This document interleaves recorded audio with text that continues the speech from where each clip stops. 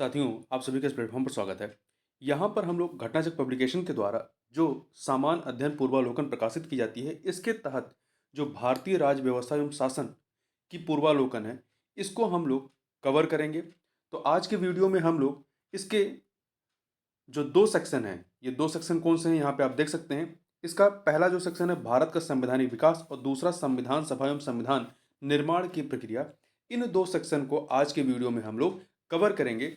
तो इसको हम लोग जल्दी कवर करने के दृष्टिकोण से, जिससे कि आप रिवीजन इससे कर सकें, तो हम लोग व्याख्या ज़्यादा नहीं देखेंगे, जहाँ ज़रूरी होगा वहीं पे व्याख्या देखेंगे। बाकी हम लोग जो प्रश्न दिए गए हैं और उसके क्या सही उत्तर हैं, उसकी ही हम लोग केवल बात करेंगे। तो चलिए प्रारंभ करते हैं इसको। तो पहला प्रश्न है कि निम्नलिखित में से किस अधिनियम में कलकत्ता में सर्वोच्च न्यायालय की स्थापना का प्रावधान किया गया था? तो ये रेगुलेटिंग एक्ट 1773 के माध्यम से किया गया था। अगला प्रश्न है सर्वोच्च न्यायालय की स्थापना के संबंध में निम्नलिखित में से कौन सा या से कथन सही है? तो दो कथन दिए गए हैं। पहला है कलकत्ता में सर्वोच्च न्यायालय की स्थापना 1773 के रेगुलेटिंग एक्ट के द्वारा की गई थी, ये कथन सही है। दूसरा, लेमेस्टर इस न्यायालय के प्रथम मुख्य न्यायाधीश थे, ये कथन गलत है, क्योंकि प्रथम मुख्य न्यायाधीश कौन थे? एलिजा एम्पे थे। एलिजा एलिजा एम्पे थे, जो कि यहाँ बताया गया है। ठीक है, तो पहला कथन सही है, दूसरा वाला कथन आपका गलत है, इसलिए ए ऑप्शन जो है वो सही हो जाएगा। आगे बात करते हैं। यहाँ पर दो सूचियां दी गई हैं और हमें इन सूचियों को, जो दो सूचियां, इन्हें हमें सुमेलित करना है। तो देखिए, इसमें पहला है कि नियंत्रण परिषद की स्थापना। नियंत्रण परिषद की स्थापना ये जो है आपका पिट्स का भारतीय अधिनियम 1784 के तहत की गई थी, तो दो से मिला दीजिए। सर्वोच्च न्यायालय की स्थापना ये नियामक अधिनियम 1773 के द्वारा या रेगुलेटिंग एक्ट 1773 के द्वारा की गई थी, तो वन से मिला दीजिए। और इंग्लिश मिशनरियों को भारत में कार्य करने की अनुमति जो है, ये चार्टर अधिनियम 1813 के द्वारा दी गई थी, तो तीन से। और गवर्नर जनरल की परिषद में कानूनी सदस्य की नियुक्ति चार्टर अधिनियम 1833 के माध्यम से की गई थी, तो चार से। तो 2134 अर्थात बी ऑप्शन आपका सही हो जाएगा। आगे बढ़ते हैं अगले प्रश्न पर। अगला प्रश्न है कि निम्नलिखित में से किससे किससे या किन से भारत में अंग्रेजी शिक्षा की नींव पड़ी थी? तो देखिए, 1813 के चार्टर एक्ट के माध्यम से, इसके अतिरिक्त general committee of public instruction 1823 के माध्यम से, तथा प्राच्यविद एवं आंग्लविद विवाद, इन तीनों के माध्यम से जो है भारत में अंग्रेजी शिक्षा की नींव पड़ी थी। तो यहां पर डी ऑप्शन जो है आपका वो सही हो जाएगा। आगे बात करते हैं। किस अधिनियम के द्वारा ब्रिटिश संसद ने चाय और चीन के साथ व्यापार को छोड़कर ईस्ट इंडिया कंपनी के भारत के साथ व्यापारिक एकाधिकार को समाप्त कर दिया था? तो चार्टर अधिनियम 1813 के द्वारा, या 1813 के चार्टर अधिनियम के द्वारा।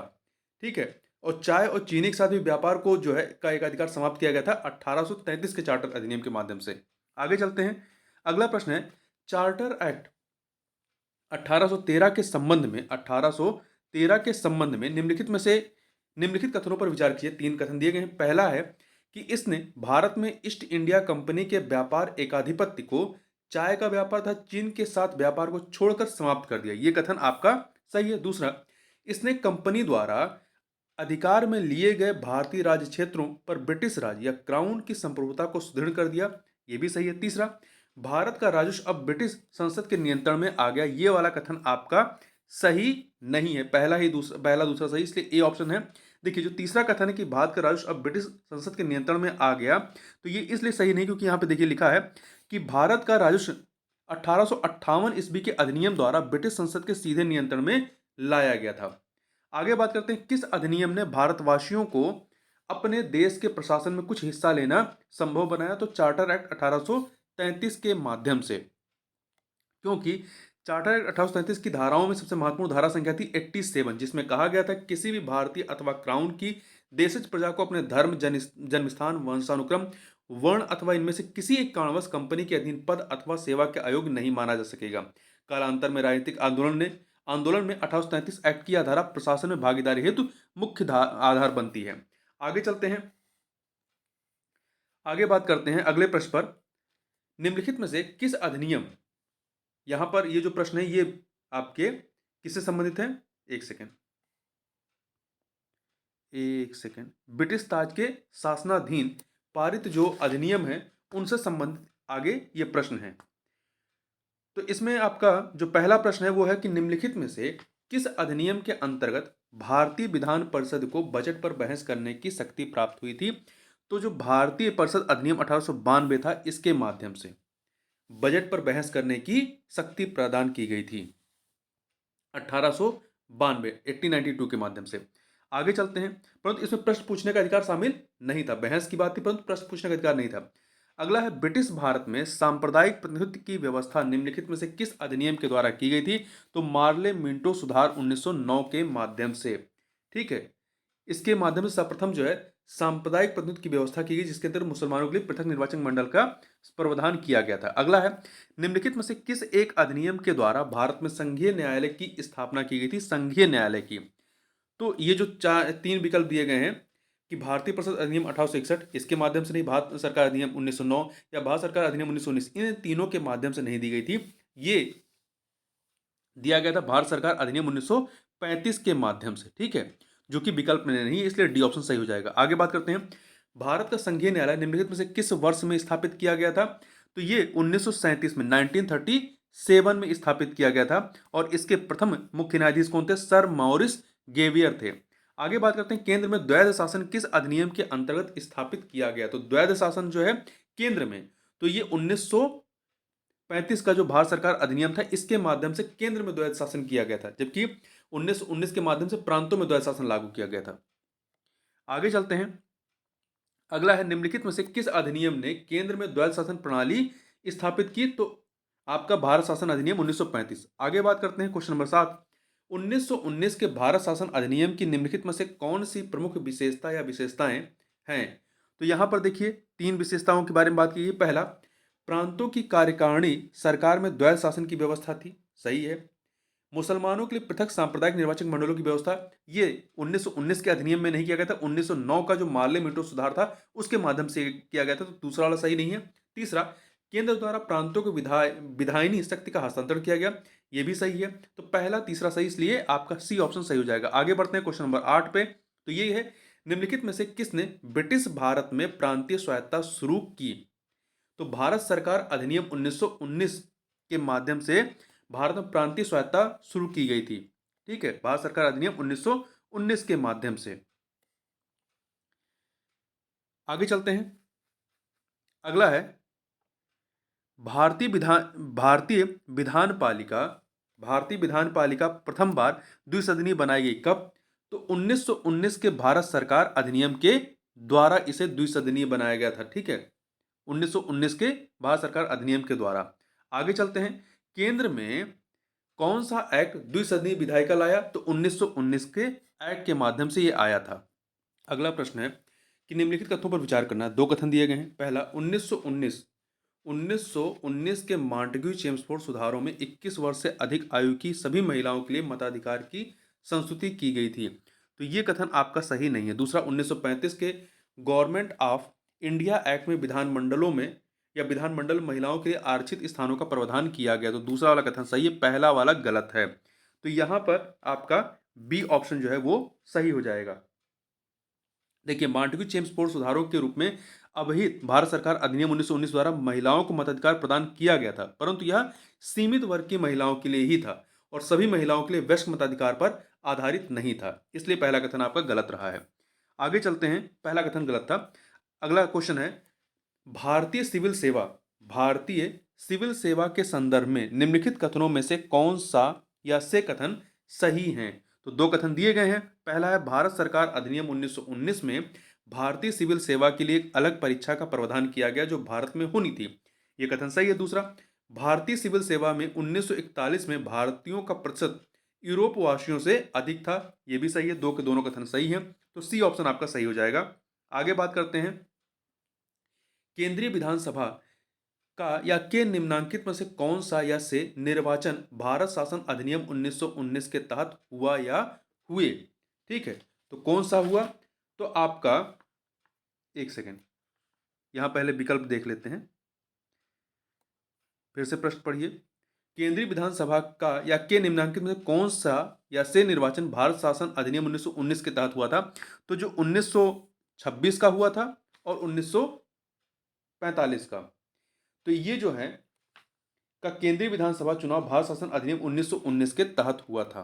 ठीक है, 1926 और 1945 का। तो यहाँ पर सी ऑप्शन ए एंड सी सही हो जाएगा। अगला है भारत शासन अधिनियम 1919 के अंतर्गत भारतीय विधायिका का अंतिम निर्वाचन किस वर्ष में आयोजित किया गया था?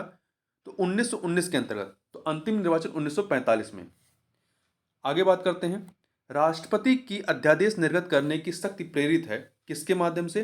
तो भारत सरकार अधिनियम 1935 के माध्यम से। ठीक है, आगे बात करते हैं, निम्नलिखित में से किस अधिनियम द्वारा संवैधानिक निरंकुशता का सिद्धांत प्रवृत्त किया गया है? किस अधिनियम द्वारा संवैधानिक निरंकुशता का सिद्धांत प्रवृत्त किया गया है? 1935 के भारत सरकार अधिनियम के माध्यम से। ठीक है, 1935 के भारत सरकार अधिनियम के माध्यम से। अगला है, भारत के संविधान में केंद्र और राज्यों के बीच किया गया शक्तियों का विभाजन इनमें से किसमें उल्लिखित योजना पर आधारित है? तो ये भारत सरकार अधिनियम 1935 में उल्लिखित योजना पर आधारित है, जिसमें केंद्र और राज्यों के मध्य में शक्तियों का विभाजन, जैसे कि जो 7वीं अनुसूची में, वर्तमान में 7वीं अनुसूची में संघ, राज्य और समवर्ती सूची है, उसके माध्यम से किया गया था। आगे बढ़ते हैं, निम्न में से एक भारत सरकार अधिनियम 1935 की मुख्य विशेषताओं में से नहीं थी क्या? पहला, इस अधिनियम में अखिल भारतीय महासंघ का प्रावधान था, सही है। अवशिष्ट विषय प्रांतीय विधायिकाओं को आवंटित किए गए थे, नहीं, ये गवर्नर को आवंटित किए गए थे। ठीक है, प्रांतीय विधायकों को आवंटित नहीं किए गए थे। दूसरा वाला, बी वाला सही नहीं है। सी, यह प्रांतीय स्वायत्तता के सूत्रपात का संकेत था, सही है। इसने प्रांतीय स्तर पर द्वैध शासन प्रणाली को समाप्त कर केंद्र में लागू किया था, तो ये भी सही है। तो बी वाला आपका सही नहीं है। अगला, एक संघीय व्यवस्था और केंद्र में द्वैध शासन भारत में लागू किया गया था 1935 के अधिनियम के माध्यम से। अगला है, अखिल भारतीय महासंघ स्थापित करने का प्रावधान शामिल किया गया था किसमें? भारत सरकार अधिनियम 1935 में किया गया था। ठीक है, निम्नलिखित में से किस एक अधिनियम ने भारत में संघीय शासन की व्यवस्था दी थी? तो भारत सरकार अधिनियम 1935 ने 1935 के अधिनियम द्वारा स्थापित संघ में अवशेष शक्तियां किसको दी गई थी? तो गवर्नर जनरल को दी गई थी। वर्तमान में जो वर्तमान भारत में संविधान है उसमें केंद्र सरकार को दी गई है अवशेष शक्तियां, तब गवर्नर को दी गई थी। आगे बात करते हैं, निम्नांकित में से कौन सा एक भारत शासन अधिनियम 1935 में स्वीकार किया हुआ महत्वपूर्ण और स्थायी अवयव नहीं है? देश के लिए लिखित संविधान, इसकी चर्चा इसमें नहीं की गई है। ठीक है, तो पहला वाला सही नहीं है। जबकि अन्य को देखें, विधानमंडल के लिए निर्वाचित एवं जवाबदेह प्रतिनिधि ये था, एक संघ की योजना पर विचार ये भी था। विधानमंडल के सरकारी सदस्यों का समवाचित या नॉमिनेट किया जाना ये भी था। आगे बात करते हैं, 1935 का गवर्नमेंट ऑफ इंडिया एक्ट क्यों महत्वपूर्ण है? ये क्यों महत्वपूर्ण है? देखिए, पहला, यह भारतीय संविधान का प्रमुख स्रोत है, सही बात है। जो हमारा वर्तमान में संविधान है उसका मेन सोर्स जो है, एक बहुत बड़ा सोर्स जो है वो 1935 का गवर्नमेंट ऑफ इंडिया एक्ट रहा है। जैसे इस अधिनियम के कई सारे मुख्य उपबंध जो हैं, संघात्मक सरकार की स्थापना, केंद्र में द्वैध शासन की स्थापना, प्रांतों में द्वैध शासन की स्थान पर स्वायत्त शासन की स्थापना, स्वायत्त शासन की स्थापना, द्विसदनीय केंद्रीय विधानमंडल, प्रांतीय शासन व्यवस्था, प्रांतीय विधानमंडल, केंद्र एवं प्रांतों में शक्तियों के विभाजन तथा फेडरल न्यायालय की स्थापना, वो सब यहीं से लिए गए हैं। आगे बात करते हैं, निम्नलिखित अधिनियमों में से किस अधिनियम के फलस्वरूप वर्मा भारत से अलग हुआ? तो 1935 गवर्नमेंट ऑफ इंडिया एक्ट 1935 के प्रावधानों के अनुरूप वर्ष 1937 में 1937 में हुआ था। ठीक है, आगे बात करते हैं, अब संविधान सभा एवं संविधान निर्माण प्रक्रिया संबंधित प्रश्नों को देखेंगे। तो इसमें पहला प्रश्न है कि भारत के लिए संविधान की रचना हेतु संविधान सभा का विचार निम्नलिखित में से सर्वप्रथम किसने प्रस्तुत किया? तो ये सर्वप्रथम किसने प्रस्तुत किया था? स्वराज पार्टी ने 1934 में। ठीक है, स्वराज पार्टी ने 1934 में रांची में, झारखंड के रांची में, तत्कालीन आपके किसमें था? बिहार में। स्वतंत्रता के पूर्व के दिनों में भारत में किसने संविधान निर्मात्री सभा का विचार जो है वो प्रस्तुत किया था? ये किया था किसने? एम एन राय ने। ठीक है, आगे बात करते हैं, 1934 में इन्होंने विचार दिया था। एक निर्वाचित संविधान सभा द्वारा भारत के संविधान का निर्माण करने का प्रस्ताव किया गया था किसके माध्यम से? क्रिप्स मिशन के द्वारा। क्रिप्स मिशन 1942 में आता है। कैबिनेट मिशन योजना के अंतर्गत संविधान निर्मात्री परिषद में प्रत्येक प्रांत को आवंटित सदस्य संख्या निर्धारित करने के लिए एक प्रतिनिधि कितनी जनसंख्या के अनुपात में था? 10 लाख व्यक्ति पर एक प्रतिनिधि। इन व्यक्तियों में से कौन कैबिनेट मिशन का सदस्य नहीं था? कैबिनेट मिशन का सदस्य नहीं था। तो देखिए, जो कैबिनेट मिशन था उसका उसमें 3 सदस्य थे। अध्यक्ष स्टेफर्ड क्रिप्स थे। इसके अतिरिक्त पैथिक लॉरेंस और ए.बी. अलेक्जेंडर शामिल थे। इसमें विलियम वुड शामिल नहीं थे, तो ए वाला ऑप्शन आपका सही हो जाएगा। आगे बात करते हैं, भारतीय संविधान सभा का भारतीय संविधान सभा का गठन कब किया गया था? तो इसका गठन जो है कैबिनेट मिशन योजना 1946 के अंतर्गत किया गया था। ठीक है, भारतीय संविधान सभा का गठन। अगला है 1946 में निर्मित अंतरिम सरकार में कार्यपालिका परिषद के उपसभापति। अंतरिम सरकार में कार्यपालिका परिषद के उपसभापति कौन थे? जवाहरलाल नेहरू थे। ठीक है, जवाहरलाल नेहरू थे। ये उपाध्यक्ष या उपसभापति बनाए गए थे। ठीक है, और वायसराय इसमें कार्यपालिका परिषद का पदेन अध्यक्ष था। आगे बात करते हैं, निम्नलिखित में से कौन अगस्त 1946 में गठित प्रथम अंतरिम राष्ट्रीय सरकार का सदस्य नहीं था? इसमें सी राजगोपालाचारी शामिल थे। ये शिक्षा मंत्री थे। डॉक्टर राजेंद्र प्रसाद खाद्य एवं कृषि मंत्री थे। जगजीवन राम श्रम मंत्री थे। जबकि डॉक्टर राधाकृष्णन इस प्रथम अंतरिम राष्ट्रीय सरकार के सदस्य नहीं थे। तो आपका सी ऑप्शन। आगे बात करते हैं, कथन कारण वाला प्रश्न है कि कथन दिया गया है कि वेबल योजना के अनुसार कार्यकारी परिषद में हिंदू और मुस्लिम सदस्यों की संख्या समान होनी थी। सही बात है। कारण बेबल का विचार था कि ऐसी व्यवस्था से भारत का बंटवारा बच जाता। तो ये कारण जो है बिल्कुल सही नहीं है, क्योंकि अंग्रेजों का ऐसा बिल्कुल सोचना नहीं था। इसलिए कथन सही है, परंतु कारण गलत है। ठीक है, सी ऑप्शन आपका सही है, क्योंकि इसका उद्देश्य जो है कहीं से भी हिंदू मुस्लिम एकता को दृढ़ करना नहीं था, जिससे जिससे भारत का विभाजन रुक सके। जो बेबल योजना था, इसका उद्देश्य मात्र जो है राजनीतिक गतिरोध को दूर करना था। आगे चलते हैं अगले प्रश्न पर। निम्नलिखित में से कौन से कथन संविधान सभा के विषय में सत्य हैं? कौन सा कथन संविधान सभा के विषय में सत्य हैं? यह वयस्क मताधिकार पर आधारित था? नहीं। यह प्रत्यक्ष निर्वाचन का परिणाम था? यह भी नहीं था। यह बहुदलीय निकाय था? यह सही है। तीसरा, इसने अनेक समितियों के माध्यम से कार्य किया? यह भी सही है। तीसरा और चौथा सही है, तो सी ऑप्शन। ठीक है, संविधान सभा के गठन के लिए राज्यों की विधानसभाओं का उपयोग निर्वाचक मंडल के रूप में किया गया था। संविधान सभा अप्रत्यक्ष निर्वाचन का परिणाम थी, ना कि प्रत्यक्ष का। ठीक है, और इसका निर्वाचन वयस्क मताधिकार पर आधारित नहीं था। आगे बात करते हैं, भारतीय संविधान सभा के संबंध में निम्नलिखित में से कौन से कथन सही हैं? कौन से कथन जो है इसमें सही है? देखिए, यह वयस्क मताधिकार पर आधारित नहीं था? सही है। यह प्रत्यक्ष निर्वाचन का परिणाम था? नहीं। यह बहुदलीय संरचना नहीं थी? ये भी गलत। डी, यह कई समितियों के माध्यम से कार्यरत थी? सही। तो ए और डी जो है वो आपका सही है, तो ए ऑप्शन। अगला है, निम्नलिखित में से संविधान सभा के बारे में गलत कथन कौन सा है? इसने बड़ी संख्या में समितियों की मदद से काम किया, उनमें से प्रारूप समिति सबसे महत्वपूर्ण थी? सही है। दूसरा, अल्पसंख्यक समुदाय जैसे ईसाई, एंग्लो इंडियन और पारसियों को सभी में पर्याप्त प्रतिनिधित्व दिया गया? ये भी सही है। इसका निर्वाचन सार्वभौम वयस्क मताधिकार के आधार पर किया गया था? नहीं, इसमें वयस्क मताधिकार के आधार पर नहीं हुआ था, अप्रत्यक्ष तरीके से किया गया था, तो सी वाला सही नहीं है। इसकी चुनाव प्रक्रिया 1935 के अधिनियम के 6वीं अनुसूची पर आधारित थी। कर, संपत्ति और शैक्षणिक योग्यता के कारण मताधिकार सीमित था, तो ये भी सही है। तो ए, बी, डी सही है, सी वाला सही नहीं है। आगे बढ़ते हैं, भारत के संविधान का प्रारूप तैयार करने वाली संविधान सभा के सदस्यों को विभिन्न प्रांतों की विधानसभाओं द्वारा चुना गया था। ठीक है, आगे बात करते हैं, भारतीय इतिहास के संदर्भ में प्रांतों से संविधान सभा के सदस्य जो है प्रांतीय विधानसभाओं द्वारा निर्वाचित हुए थे। आगे बढ़ते हैं, क्वेश्चन नंबर 15, संविधान सभा में सदस्यों का चुनाव कैसे हुआ था? तो इनका चुनाव प्रांतीय सभाओं के द्वारा अप्रत्यक्ष तरीके से हुआ था। संविधान सभा के चुने हुए स्थायी अध्यक्ष कौन थे? संविधान सभा के, ठीक है, तो डॉक्टर राजेंद्र प्रसाद थे। ऐसे अस्थायी अध्यक्ष जो थे वो डॉक्टर सच्चिदानंद सिन्हा थे, परंतु स्थायी अध्यक्ष जो थे वो डॉक्टर राजेंद्र प्रसाद थे। संविधान सभा की प्रथम बैठक की अध्यक्षता किसने की थी? अस्थायी अध्यक्ष डॉक्टर सच्चिदानंद सिन्हा ने 9 दिसंबर 1946 को की थी। भारतीय संविधान सभा के उद्घाटन अधिवेशन की अध्यक्षता की गई थी किसके द्वारा? डॉक्टर सच्चिदानंद सिन्हा के द्वारा 9 दिसंबर 1946 को। ठीक है, आगे बात करते हैं, भारत की संविधान निर्मात्री सभा के अध्यक्ष कौन थे? तो डॉक्टर राजेंद्र प्रसाद थे। स्वतंत्र भारत की संविधान सभा के अध्यक्ष कौन थे? डॉक्टर राजेंद्र प्रसाद। संविधान सभा के प्रथम मनोनीत उपसभापति कौन थे? तो कौन थे ये? Frank Anthony. संविधान सभा के प्रथम मनोनीत उपसभापति फ्रैंक एंथोनी थे। ठीक है, ये उपसभापति थे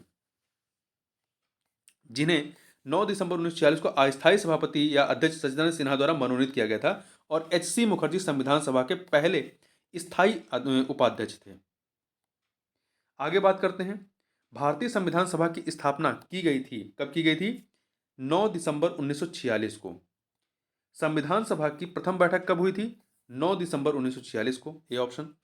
संविधान सभा का गठन कब हुआ था? दिसंबर 1946 को। भारत की संविधान सभा का प्रथम अधिवेशन हुआ था, कब शुरू हुआ? 9 दिसंबर 1946 को। 9 दिसंबर 1946। भारतीय संविधान सभा की पहली बैठक कब हुई थी? 9 दिसंबर 1946 को। भारत को एक संविधान देने का प्रस्ताव संविधान सभा द्वारा पारित किया गया था, कब? 22 जनवरी 1947 को। 22 जनवरी 1947 को भारत को एक संविधान देने का प्रस्ताव। संविधान सभा के सम्मुख संविधान की प्रस्तावना का प्रस्ताव संविधान सभा के सम्मुख संविधान की प्रस्तावना का प्रस्ताव किसने रखा था? तो जवाहरलाल नेहरू ने रखा था। संविधान सभा में उद्देश्य प्रस्ताव निम्न में से किस एक के द्वारा प्रस्तुत किया गया था? पंडित जवाहरलाल नेहरू के द्वारा। भारतीय संविधान के निर्माण से संबंधित निम्नलिखित कथनों में से कौन से सही हैं? तो यहाँ पर 4 कथन दिए गए हैं, बताना है। पहला, पंडित जवाहरलाल नेहरू के उद्देश्य प्रस्ताव का जो संविधान सभा द्वारा स्वीकार किया गया था संविधान के निर्माण पर असर था, सही है। उद्देश्य का बहुत महत्वपूर्ण उद्देश्यों की पूर्ति करती है, ये भी सही है। संविधान को भारत के लोगों ने आदेशित किया, ये भी सही है। उसमें लिखा है ना, हम भारत के लोग। चौथा, राज्य के मुखिया को लोग प्रत्यक्ष रूप से निर्वाचित करते नहीं, जो राष्ट्रपति होता है वो प्रत्यक्ष रूप से निर्वाचित नहीं होता है, अप्रत्यक्ष तरीके से चुना जाता है। तो पहला, दूसरा, तीसरा सही है, चौथा सही नहीं है। आगे बात करते हैं, भारतीय संविधान को बनाने हेतु भारतीय संविधान सभा के कुल कितने अधिवेशन हुए? कुल 12 अधिवेशन हुए थे। ठीक है, कुल 12 अधिवेशन हुए थे। 11 अधिवेशन तो आपके मतलब इसमें पूरी चर्चा होती, 12वें में क्या होता है उसको अंगीकृत किया गया था। उसमें मतलब जो सिग्नेचर वगैरह होता है वो 12वें अधिवेशन में होता है। भारत की संविधान सभा की अंतिम बैठक की सही तिथि क्या है? तो 24 जनवरी 1950 को संविधान सभा की अंतिम बैठक होती है। भारत के संविधान के निर्माण में संविधान सभा को कितना समय लगा था? तो 2 वर्ष 11 महीना 18 दिन। 2 वर्ष 11 महीना 18 दिन। आगे बात करते हैं, यहाँ पर 2 सूचियाँ दी गई हैं। ठीक है, 2 सूचियाँ दी गई हैं, इन्हें हमें सुमेलित करना है। तो संविधान सभा के पहले उपाध्यक्ष कौन थे? एच.सी. मुखर्जी। तो 4 से मिला दीजिए। प्रारूप समिति के मूलतः एकमात्र कांग्रेसी सदस्य कौन थे? के.एम. मुंशी थे। के.एम. मुंशी। 3 से मिला दीजिए। राजस्थान की रियासतों का प्रतिनिधित्व करने वाले संविधान सभा के सदस्य कौन थे? बी.टी. कृष्णमाचारी। ठीक है, तो 1 से मिला दीजिए। संघ संविधान समिति के अध्यक्ष कौन थे? डॉक्टर जवाहरलाल नेहरू, पंडित जवाहरलाल नेहरू। तो 2 से मिला दीजिए। तो 4 3 1 2, 4 3 1 2 अर्थात बी ऑप्शन सही हो जाएगा। आगे बढ़ते हैं, भारतीय संविधान के निर्माण के समय संवैधानिक सलाहकार कौन थे? तो बी.एन. राव थे। कौन थे? बी.एन. राव थे। इनका नाम क्या था? बेनेगल नरसिंह राव। तो नाम याद रखिएगा, बेनेगल नरसिंह राव। आगे बढ़ते हैं, भारतीय संविधान का प्रथम प्रारूप तैयार किया गया था बी.एन. राव के द्वारा। बी.एन. राव के द्वारा, जिनका पूरा नाम क्या है? बेनेगल नरसिंह राव। आगे बात करते हैं, संविधान सभा में भारतीय संविधान का तृतीय वाचन कब प्रारंभ हुआ था? तो देखिए, संविधान सभा में भारतीय संविधान का तृतीय वाचन 17 नवंबर 1949 से प्रारंभ हुआ था और 26 नवंबर 1949 तक चलता है। तो ये डेट इसमें नहीं दी गई है, इसलिए इस पे स्टार लगा हुआ है। भारत का संविधान पूर्ण रूप से तैयार हुआ था कब? 26 नवंबर 1949 को। ठीक है, 26 नवंबर 1949 को। तो इसी दिन 26 नवंबर 1949 को भारत के लोगों ने संविधान को अंगीकृत और अधिनियमित और आत्मर्पित किया। भारतीय संविधान सभा को संविधान द्वारा अंगीकृत किया गया था कब? 26 नवंबर 1949 को। आगे बढ़ते हैं, संविधान सभा द्वारा भारतीय संविधान को स्वीकृत किया गया था कब? 26 नवंबर 1949 को। भारत का संविधान किस तिथि को अपनाया गया? तो यह अपनाया गया 26 नवंबर 1949 को। भारतीय संविधान कब लागू हुआ? तो 26 जनवरी 1950 को।